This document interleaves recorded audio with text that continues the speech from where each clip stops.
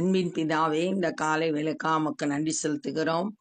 ஆண்டவரே ஸ்தோத்திரம் கர்த்தாவே, எங்களுடைய பாவங்கள் மீறுதல்கள் எல்லாவற்றையும் மன்னித்தீர். உம்முடைய இரத்தத்தினால் எங்களை கழுவி சுத்திகரித்தீர். அதற்காமை துதிக்கிறோம், ஸ்தோத்தரிக்கிறோம். ஆண்டவரே, கிறிஸ்து உங்களை மன்னித்தது போல நீங்கள் ஒருவருக்கொருவர் மன்னியுங்கள் என்று சொல்லியிருக்கிறீர்.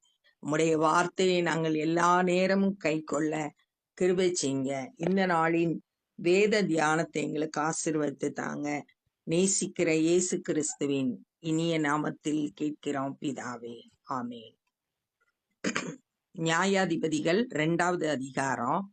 கர்த்தருடைய தூதனானவர் கில்காலிலிருந்து போகிமுக்கு வந்து, நான் உங்களை எகிப்திலிருந்து புறப்பட பண்ணி உங்கள் பிதாக்களுக்கு ஆணையிட்ட தேசத்திலே நான் உங்களை கொண்டு வந்து விட்டு உங்களோடு பண்ணின என் உடன்படிக்கையை நான் ஒரு காலும் முறித்து போடுவதில்லை என்றும், நீங்கள் இந்த தேசத்தின் குடிகளோடு உடன்படிக்கை பண்ணாமலும் அவர்கள் பலிபீடங்களை இடித்துவிடக் கடவீர்கள் என்றும் சொன்னேன். கர்த்தருடைய தூதனானவர் அப்படின்னு சொல்லிட்டு இங்க சொல்லப்பட்டிருக்கு. இது 1 கொரிந்தியர் 10வது அதிகாரம் 4வது வசனத்துல இஸ்ரவேல் மக்களோடு கூட சென்ற அந்த ஞான கண்மலை கிறிஸ்து அப்படின்னு சொல்லியிருக்கு. இங்க வந்து இயேசு கிறிஸ்து வந்து அவங்களோடு கூட சென்றாரு. இப்ப கில்கால்ல இருந்து போகிமுக்கு வந்து அவங்களோடு பேசுறாரு.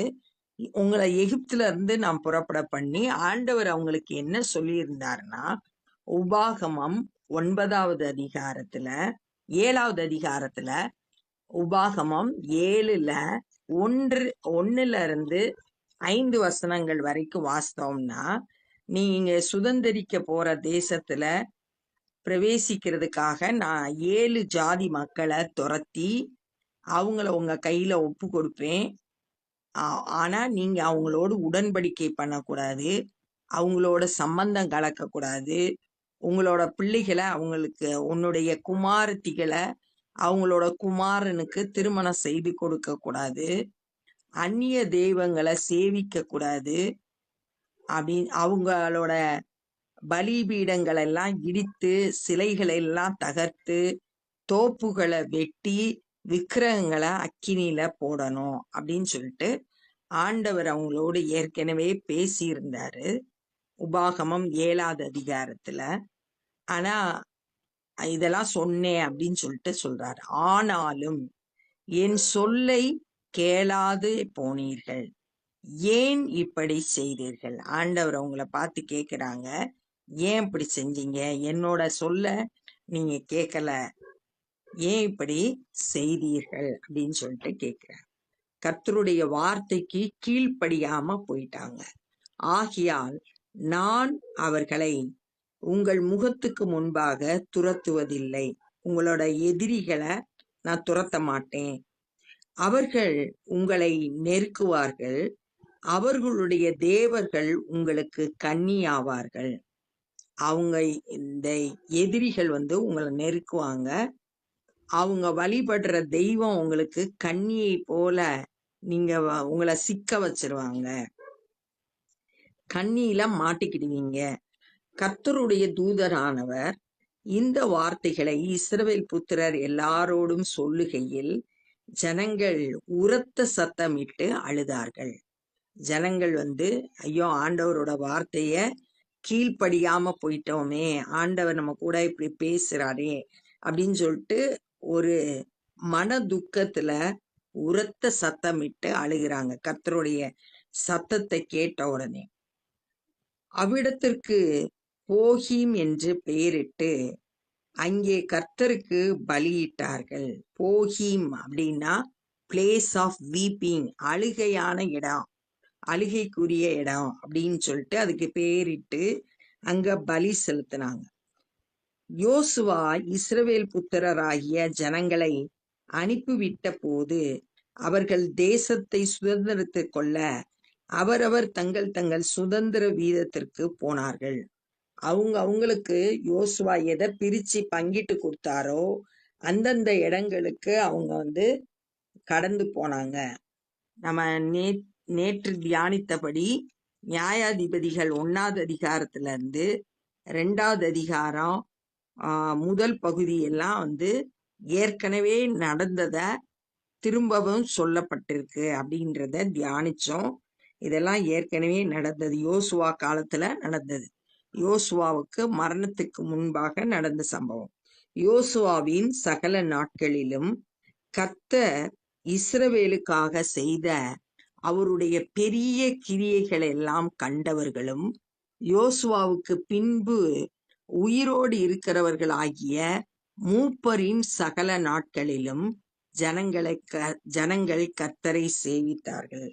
யோசுவா காலத்துல ஆண்டவர் பெரிய கிரியைகளை செய்தார். நம்ம வாஸ்தவம், யோர்தான அவங்க 2ஆ பிளந்து அது வழியா கடந்து வந்தாங்க. நிறைய யுத்தம் பண்ணும்போது ஆண்டவர் அவங்க கூட இருந்து வானத்துல இருந்து கல்லெல்லாம் பெய்ய வச்சு எதிரிகளை அழித்தாரு. சூரியன் எல்லாம் அப்படியே சந்திரன்லாம் அப்படியே நிற்கும்படி செய்தார். இப்படி அநேக பெரிய கிரியைகளை அதெல்லாம் ஜனங்கள் பார்த்தாங்க. அதனால யோசுவாவுக்கு பின்னும் கூட அந்த மூப்பர்கள் இருந்த நாட்கள்ல, யோசுவா காலத்துல உள்ள மூப்பர்கள் இருக்கிற நாட்கள் வரைக்கும் கர்த்தரை சேவித்தாங்க இஸ்ரவேல் மக்கள். நூனின் குமாரனாகிய யோசுவா என்னும் கர்த்தரின் ஊழியக்காரன் 110 வயதுள்ளவனாய் மரணம் அடைந்தான். யோசுவா மரித்த போது 110 வயது.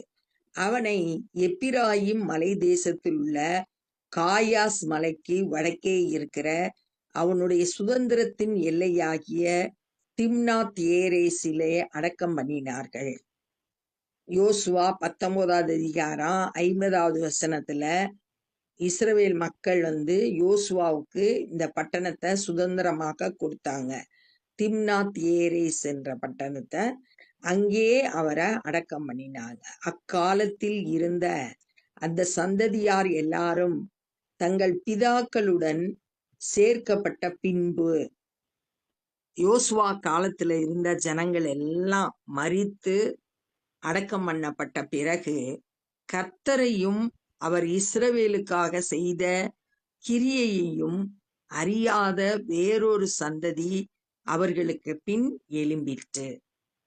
அதுக்கு அடுத்து வந்த சந்ததி கர்த்தரையும் அறியல, கர்த்தர் செய்த கிரியைகளும் இஸ்ரவேலருக்காக செய்த கிரியைகளையும் அறியல, வேறொரு சந்ததி எழும்பிற்று அப்படின்னு சொல்லியிருக்கு. இஸ்ரவேல் மக்கள் அடுத்து தங்களோட சந்ததிக்கு கர்த்தர் செய்த அதிசயங்களை, கர்த்தர் நடத்தி வந்ததை, கர்த்தரை பற்றி அவங்க போதிச்சிருக்கணும். அப்பதான் அடுத்த சந்ததி கர்த்தருக்குள்ள இருப்பாங்க. ஆனா அவங்க அதை தவறிட்டாங்க. அவரை அறியாத சந்ததி எழும்பிற்று அப்படின்னு பாக்குறோம். பிள்ளைகளுக்கு பெற்றோர் கர்த்தரை பற்றி சொல்லி கொடுக்கணும். அவர் தங்களுடைய வாழ்க்கையில எப்படிலாம் செயல்பட்டான்றத சொல்லி கொடுக்கும் போது பிள்ளைகளுக்கும் அந்த விசுவாசம் வரும். பிள்ளைகளும் கர்த்தருக்குள்ள வளர்க்கப்படுவாங்க. அதை இவங்க தவறிட்டாங்க. அப்பொழுது இஸ்ரவேல் புத்திரர் கர்த்தரின் பார்வைக்கு பொல்லாப்பானதை செய்து பாகால்களை சேவித்து என்ன செய்யறாங்கன்னா அந்நிய தெய்வங்களை வழிபட ஆரம்பிச்சிட்டாங்க. நம்ம முந்தின அதிகாரத்துல பார்த்தோம், அவங்க கானானியரை துரத்தி விடல, முழுவதுமா அவங்களுக்குள்ளே கானானியர் குடியிருந்தாங்க அப்படின்னு பார்த்தோம். 8 கோத்திரத்தை குறிச்சு நம்ம வாசித்தோம். அப்ப அவங்களோடு கலந்து இருக்கிறதுனால ஆண்டவர் கலக்க கூடாதுன்னு சொன்னாங்க. அவங்கள முழுவதுமா துரத்தி விட சொன்னாங்க. இவங்க கர்த்தருடைய வார்த்தைக்கு கீழ்ப்படியாம அவங்கள பகுதி கட்டுறவங்களா அடிமைகளா வைத்து கொண்டாங்க. அவங்களோடு கலக்கிறப்ப அந்த விக்கிரகங்களை வழிபட ஆரம்பிச்சிட்டாங்க. தங்கள் பிதாக்களை எகிப்து தேசத்திலிருந்து புறப்பட பண்ணின அவர்களுடைய தேவனாகிய கர்த்தரை விட்டு தங்களை சுற்றிலும் இருக்கிற ஜனங்களுடைய தேவர்களாகிய அந்நிய தேவர்களை பின்பற்றி போய் அவர்களை பணிந்து கொண்டு கர்த்தருக்கு கோபம் ஊட்டினார்கள். கர்த்தரை விட்டுட்டாங்க, அந்நிய தெய்வத்தை பின்பற்றாங்க. அதனால ஆண்டவருக்கு கோபம் வந்துச்சு. அவர்கள் கர்த்தரை விட்டு பாகாலையும் அஸ்தரோத்தையும் சேவித்தார்கள். கர்த்தரை விட்டுட்டாங்க. பாகால் அஸ்தரோத்தெல்லாம் கானானிய தெய்வங்கள், அத வழிபட ஆரம்பிச்சாங்க. அப்பொழுது கர்த்தர் இஸ்ரவேலின் மேல் கோபம் உண்டவராகி, அவர்கள் அப்புறம் தங்கள் சத்துருக்களுக்கு முன்பாக நிற்க கூடாதபடி கொள்ளையிடுகிற கொள்ளைக்காரர் கையில் அவர்களை ஒப்பு கொடுத்து, அவர்களை சுற்றிலும் இருக்கிற அவர்கள் பகைஞரின் கையிலே விற்று போட்டார். இவங்க கீழ்ப்படியாம ஆண்டவருக்கு கோபம் ஊட்டினதுனால எதிரிகளோட கையில ஆண்டவர் ஒப்பு கொடுத்தார். தோல்விய சந்திக்கிறாங்க.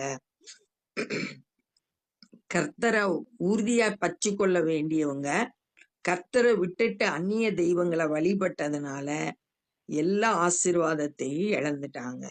கர்த்தர் சொல்லியபடியும் கர்த்தர் அவங்களுக்கு ஆணையிட்டிருந்தபடியும் அவர்கள் புறப்பட்டு போகிற இடங்கள் எல்லாம் கர்த்தருடைய கை தீமைக்கென்றே அவர்களுக்கு விரோதமாய் இருந்தது. மிகவும் நெருக்கப்பட்டார்கள். ஆண்டவர் சொன்ன மாதிரி இவங்க நடக்கல. ஆண்டவர் கட்டளையிட்ட மாதிரி இவங்க செயல்படல.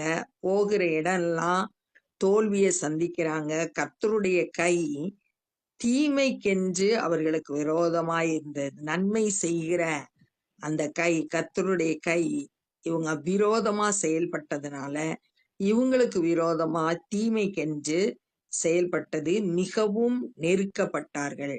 ரொம்ப கஷ்டங்களை அனுபவித்தாங்க இஸ்ரவேல் மக்கள். ஏன்னா கர்த்தரை விட்டு வழி விலகி சென்றதுனால. நம்மளும் கூட ஆண்டவரை நேசிக்கிறவங்களா இருக்கணும். எல்லா சூழ்நிலையிலும் ஆண்டவரை கனம் பண்ணணும். ஆண்டவருக்கு கொடுக்க வேண்டிய இடத்த வேற எதுக்கு கொடுத்தாலும் அது விக்கிரகம் ஆயிரும்.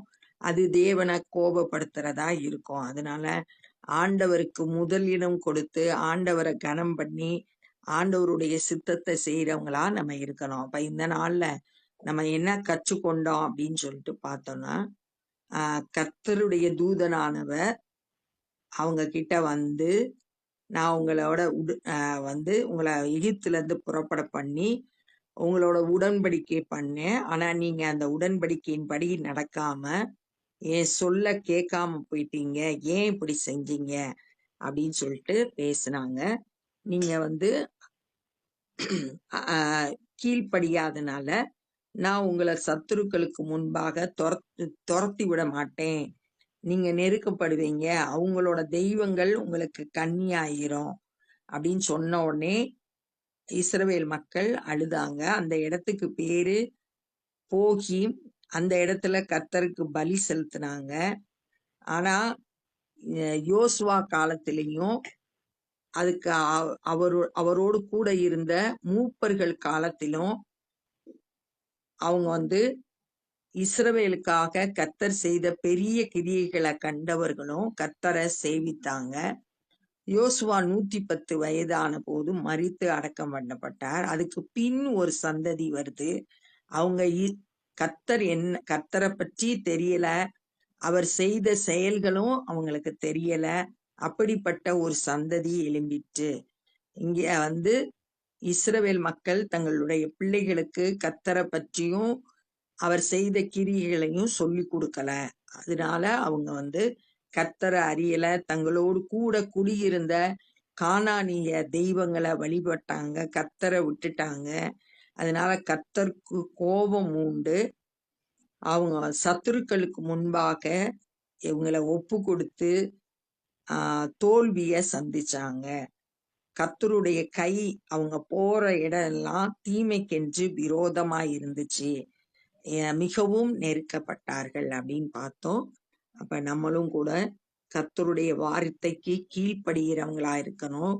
கர்த்தருக்கு பிரியமானதை செய்யறவங்களா இருக்கணும். கோபம் ஊட்டக்கூடாது அப்படின்றத இந்த நாள்ல தியானிச்சோம். இப்ப நம்ம ஜெபம் பண்ண போறோம். அன்பின் பிதாவே, இஸ்ரவேல் மக்களுடைய வாழ்க்கையில இருந்து நாங்க கற்றுக்கொண்ட இந்த வேத பகுதிக்காய் நன்றி செலுத்துகிறோம். நாங்களும் கூட எல்லா சூழ்நிலையிலும் உம்மை கனம் பண்ணணும், உமக்கு முதலிடம் கொடுக்கணும், உண்மையே பின்பற்றி உம்மை சேவிக்கிறவர்களாய் வாழணும். ஆண்டவரே, வழி விலகி செல்லாதபடி எங்களை காத்துக்கொள்ளுங்க. ஆண்டவரே, எங்களுடைய பிள்ளைகளுக்கு சரியாய் சத்தியத்தை போதிக்க எங்களுக்கு வேண்டிய ஞானத்தையும் கிருபையும் தாங்க. பிள்ளைகளும் உம்முடைய வழிகள்ல நடக்க கிருபை செய்யுங்க. ஆண்டவரே, இந்த நாள்ல சுவிசேஷ பணி செய்கிற ஒவ்வொருவரையும் உம்முடைய கரத்துல கொடுக்கிறோம். நீங்க பயன்படுத்துங்க. சத்தியத்தை அறிவிக்க கிருபை தாங்க. சத்தியத்தை கேட்கிற ஒவ்வொருவரும் மனம் திரும்பி உம்மை ஏற்றுக்கொள்ள உதவி செய்யுங்க. நாங்களும் உம்முடைய ராஜ்ய பணியிலே எங்களால் இயன்றதை செய்ய பலன், கிருபை, ஞானம் தந்து வழி நடத்துங்க. நேசிக்கிற இயேசு கிறிஸ்துவின் இனிய நாமத்தில் கேட்கிறோம் பிதாவே, ஆமென். என் ஆத்துமாவே கர்த்தரை ஸ்தோத்திரி, என் முழு உலமே பரிசுத்த நாமத்தை ஸ்தோத்திரி. என் ஆத்துமாவே கர்த்தரை ஸ்தோத்திரி, கர்த்தர் செய்த சகல உபகாரங்களை மறவாதே. ஆமென். God bless you.